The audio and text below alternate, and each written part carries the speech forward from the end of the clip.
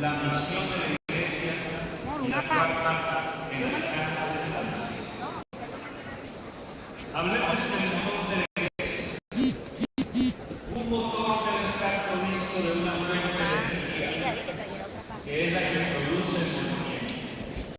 Por eso se habla de motor eléctrico, motor hidráulico, motor de gasolina. De tal manera que cualquier motor tiene que estar provisto de una fuente de energía. Y hablando de motor, quizás un experto nos diría, hablando de la economía, que el motor de la economía es el capital. Pero a la Iglesia del Señor no la mueve el capital. A la Iglesia del Señor no la mueve la economía. A la Iglesia del Señor la mueve el poder del Espíritu Santo.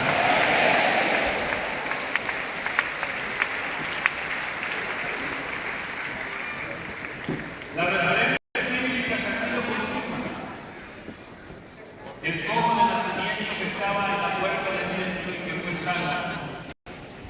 Debo de decir que el que lo sanó es el Señor Jesucristo.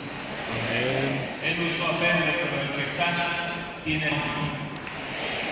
Y el que sana se llama Jesucristo el Señor.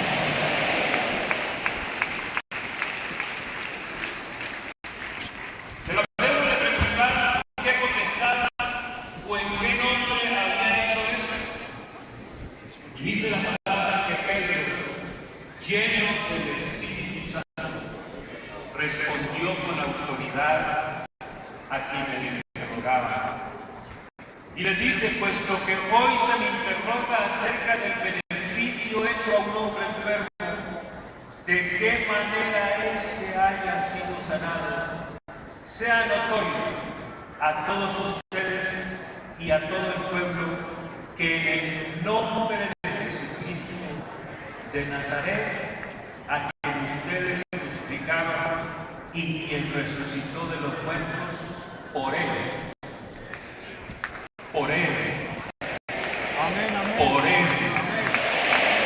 Por él. Por él, Iglesia. Por él este hombre está en su presencia sano.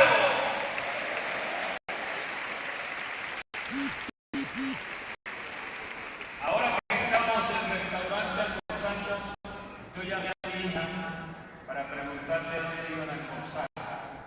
Y mientras estaba hablando con ella pegó un grito y me dijo, ¡ay papi! Se acaba de levantar el paralítico de la silla de ruedas.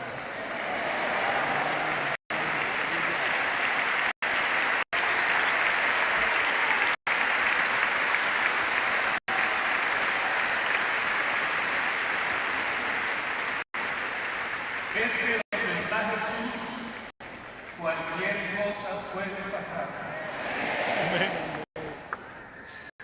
Y el que sanó esta mañana está aquí con nosotros.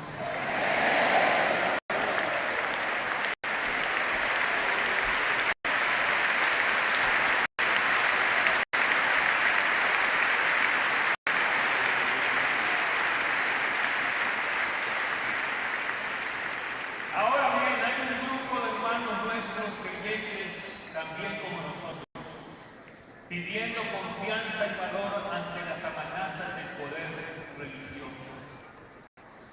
Y dice la Escritura que una vez que oraron, en donde estaban, tembló, y todos fueron llenos del Espíritu Santo y hablaban de nuevo la palabra de Dios. ¿Sabe una cosa? Me llama la atención de esta oración algo.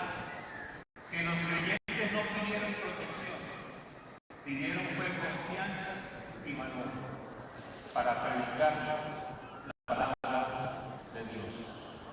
Porque habían podido pedir protección, los estaban amenazando, estaban siendo cuestionados, el poder religioso estaba contra ellos. Pero esta tarde, más que protección, porque el Señor nos protege, Él es nuestro protector, pero más que protección le estamos pidiendo que nos dé confianza y que Esteban no. Y yo quisiera saber si hay alguno aquí que se identifique con esta palabra.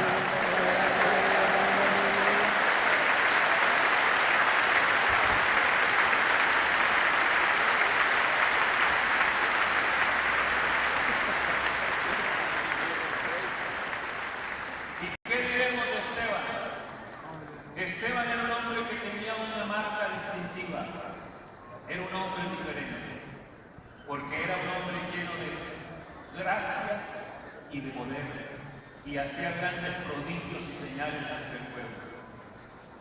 Hoy nosotros podemos decir lo mismo, podemos, debemos y queremos ser diferentes. Esta iglesia es diferente. Porque esta iglesia tiene el poder del Espíritu Santo.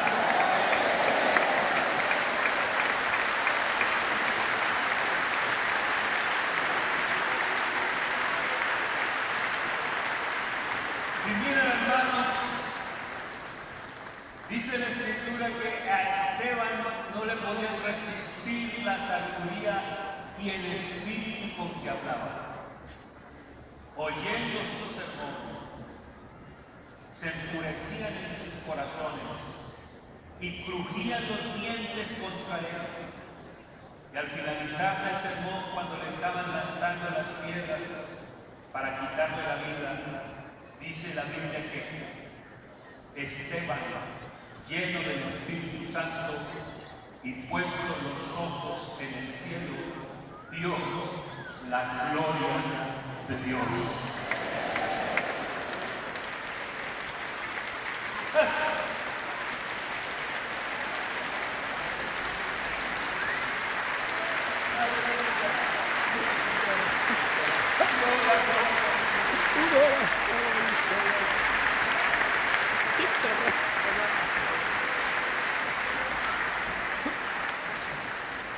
Después que Felipe bautizó al eunuco, el Espíritu del Señor arrebató a Felipe y lo transportó del desierto a una ciudad llamada Azoto. Oigan, hermanos queridos, Dios puede transportarlo a uno de un lugar a otro. El Espíritu Santo puede hacerlo. Eso suena un poco raro, un poco extraño, un poco fuera de tono en un tiempo como este. Pero ayer yo le preguntaba también a mi hija, porque ella vivió una experiencia muy singular. Iba en su vehículo por la ciudad de Bogotá, en una calle, creo que era la calle 26 con la avenida Boyacá. Los que son de Bogotá conocen el sitio. Y vio unos hombres que construían un edificio y levantaron una paleta que decía paro. Y dice que cuando ellos cruzaron para tomar la Boyacá, aparecieron en otro lugar. Aparecieron en la carrera 30 con calle 26. Y yo digo, lo que hizo el Señor con Felipe todavía lo puede hacer. Todavía lo puede hacer, porque Él es el mismo, ayer, hoy y por los siglos. Amén. Iglesia, a ver si usted está de acuerdo conmigo. Hoy más que nunca, escuche bien, hoy más que nunca necesitamos ese poder. ¿Está de acuerdo conmigo, iglesia? Necesitamos ese poder. Porque, hermanos queridos, estamos en medio de una sociedad incrédula y corrupta. Y el motor de la iglesia, como lo ha sido siempre, será y seguirá siendo el poder del Espíritu Santo. Y yo quiero decirle que esto es más que un hecho circunstancial. Es más que un hecho circunstancial. Esto es un estilo de vida. A nosotros nos vendieron la idea de una Semana Santa. Pero el Señor no quiere una Semana Santa. Con el Señor tenemos una vida santa.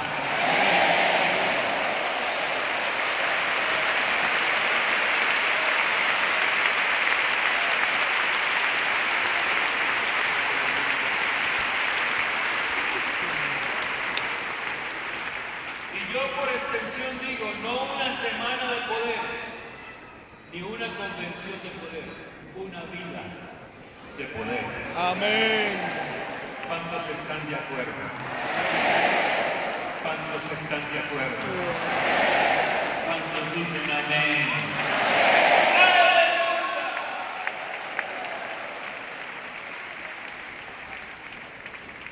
Dijimos que el versículo base de esta enseñanza tenía 4 verdades acerca de la iglesia. Una, el motor de la iglesia.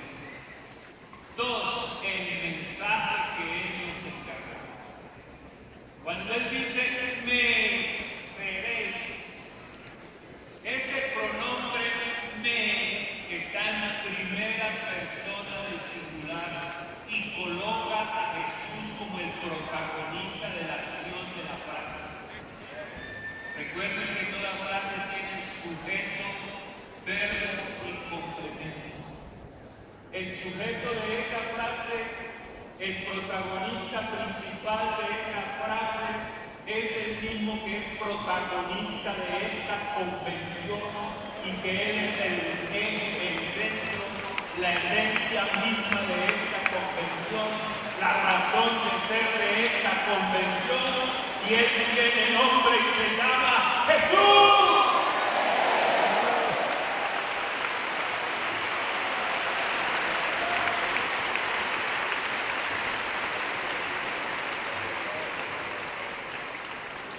El mensaje que Él nos encargó es la palabra de la cruz, la que Pablo dijo que es locura a los que se pierden, pero a los que se salvan, esto es a nosotros.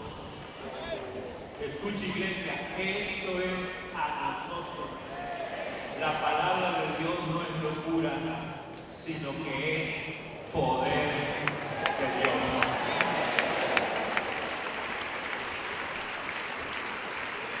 ¿Y todo para qué? Para que nuestra fe no esté fundada en la sabiduría de los hombres, sino en el poder de Dios. Si usted, como creo que lo ha hecho, ha leído el libro de los Hechos, se da cuenta que los hombres del primer siglo, los apóstoles enviados, predicaban a Cristo y no a la iglesia. Con respecto a la iglesia en decaimiento, se debió a que se dedicaron a la eclesiología, es decir, cómo hacer santos a través de normas, y olvidaron la fuente. La fuente es la palabra de la cruz. Locura para los sabios, tropezadero para los judíos. La palabra de la cruz ha sido en todos estos siglos fuente de poder, remedio para el mundo pecador, avivamiento para la iglesia. Por eso Pablo dijo, me propuse no saber cosa diferente, sino a Jesucristo y a este crucificado. Hermanos, los predicadores no tenemos a quien más predicar. Si ustedes nos piden que prediquemos otra cosa, les tenemos que decir que lo lamentamos. Amén. Porque el tema central de todo predicador de esta iglesia es el Señor Jesucristo.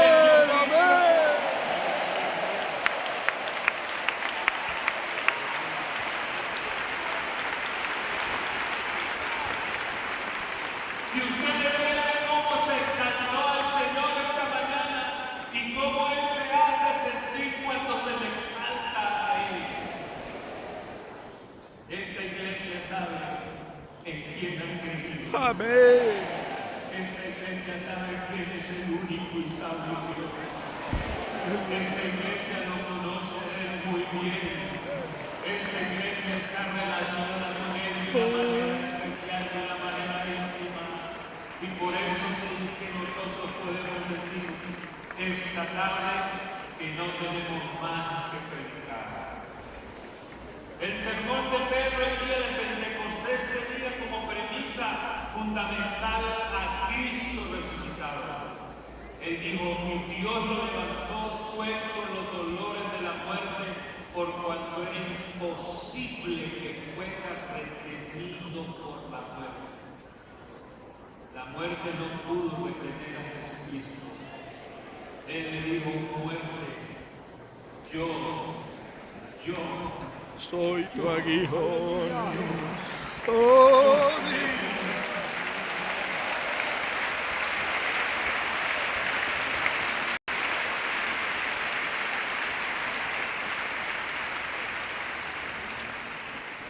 los sermones de Esteban y los sermones de Pedro no eran emocionales, eran la palabra de la cruz.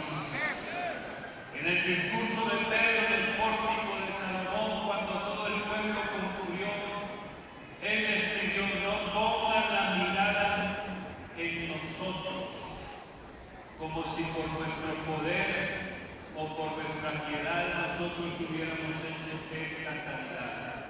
Es que el Dios de Abraham, el Dios de Isaac, el Dios de Jacob, el Dios de nuestros padres, y yo diría, y el Dios de esta iglesia, se ha glorificado delante de Él.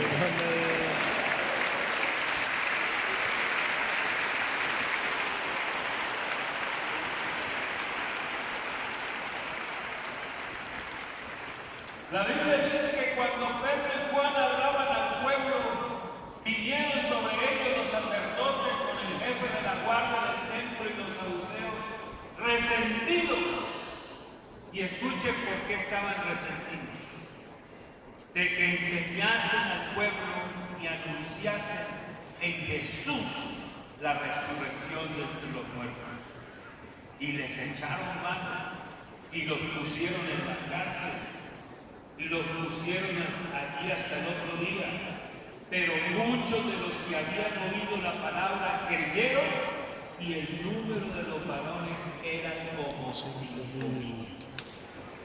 ¿Y qué me dice cuando Pedro afirmó con toda la autoridad propia de un hombre lleno del Espíritu Santo: y en ningún otro hay salvación? Porque no hay otro nombre debajo del cielo dado a los hombres en que podamos ser salvos.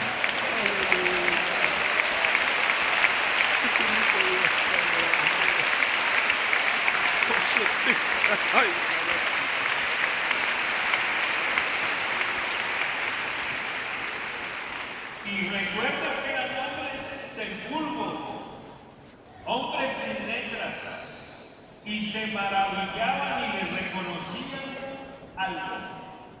¿Qué era lo que reconocía la gente de ellos? Que habían estado con Jesús.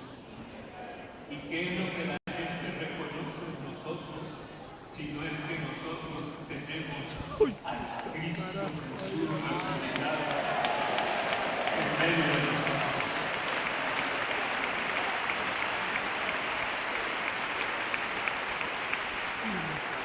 Por eso, iglesia, no olvidemos el Calvario, la palabra de la cruz.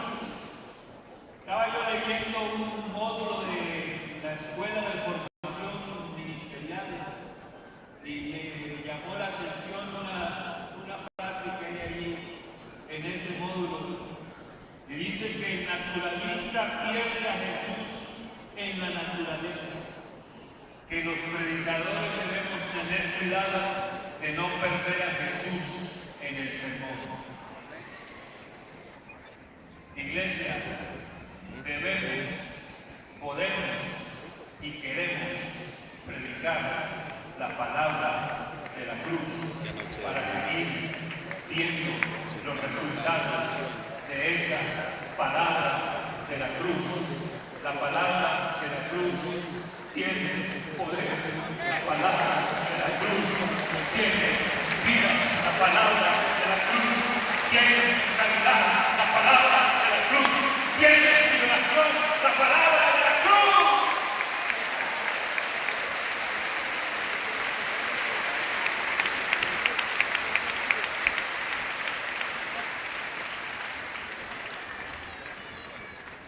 Les dije que en el texto había ¿cuántas verdades? 4 verdades. La primera, el motor de la iglesia. La segunda, el mensaje de la iglesia. La tercera, la misión de la iglesia.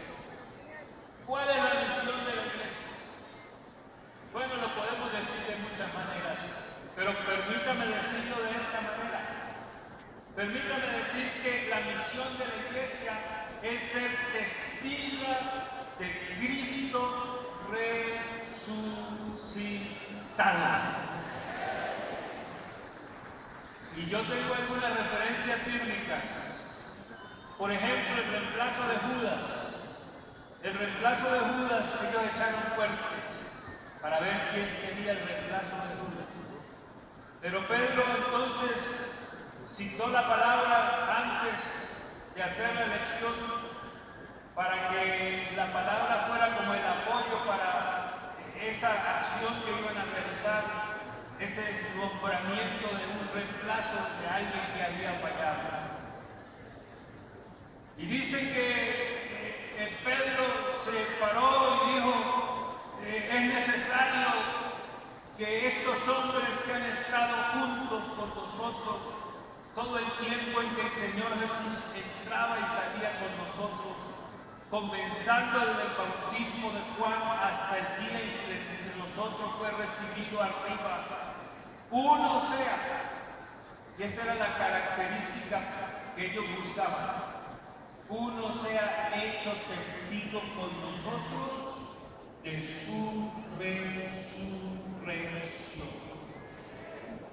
Llamaron a Barsabás y llamaron a Matías, y el reemplazo de Judas entonces tenía que ser un testigo de la resurrección del Señor Jesús, no podría ser otro.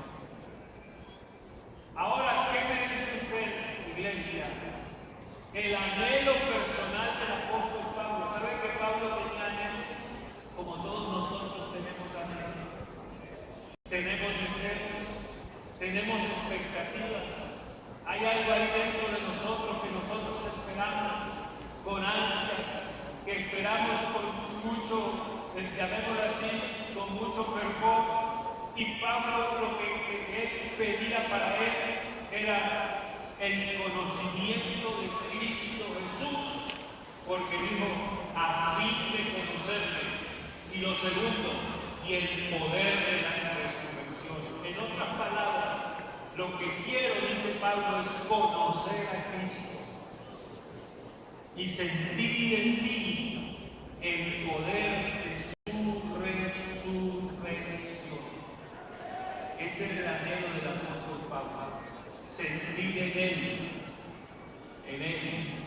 el poder de la resurrección. Y yo diría que ese es el anhelo de esta iglesia. Y yo diría que ese es el deseo de esta iglesia. Y yo les quiero decir que es el anhelo mío también esta tarde. Si algo yo deseo para mí, se lo digo con toda la sinceridad del caso esta tarde, si yo deseara algo en mí, lo que yo deseo es sentir en mí el poder de la resurrección.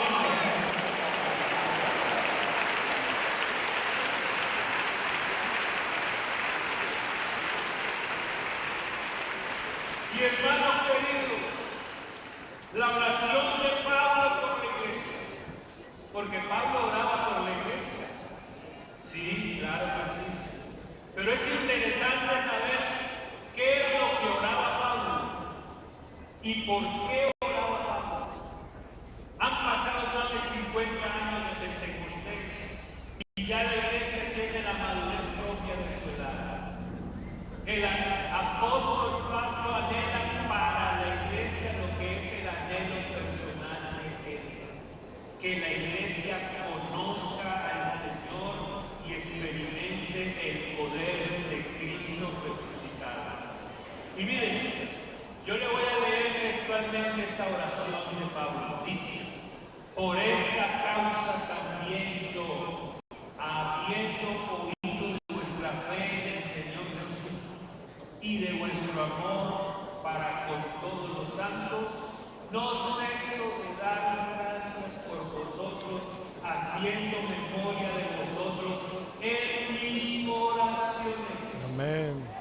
Y luego dice: para que el Dios de nuestro Señor Jesucristo, el Padre de gloria, nos dé espíritu de sabiduría y de revelación en el conocimiento de Él, alumbrando los ojos de nuestro entendimiento. Quiere decir que Pablo quiere que la iglesia tenga los ojos del entendimiento bien afilados, bien dispuestos, y que ese alumbramiento de los ojos de nuestro entendimiento nos sirva para saber tres cosas.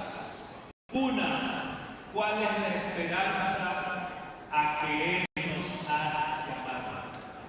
Iglesia, ¿sabemos cuál es la esperanza a la que Él nos ha llamado? Segundo, ¿cuál es la rica y gloriosa herencia que tenemos en Él?